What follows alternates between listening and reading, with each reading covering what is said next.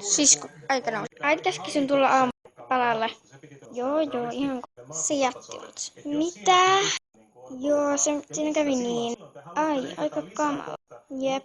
Mun täytyy nyt mennä. Äiti huusi mua äsken. Okei.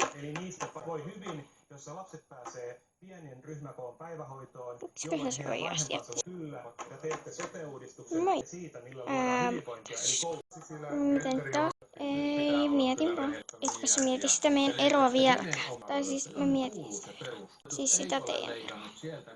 Ei sitä tarvitse miettiä. Mä mietin, että miksi se jätti. Ei sun tarvitse. Okei. Mulla on tarvitse. Mun täytyy...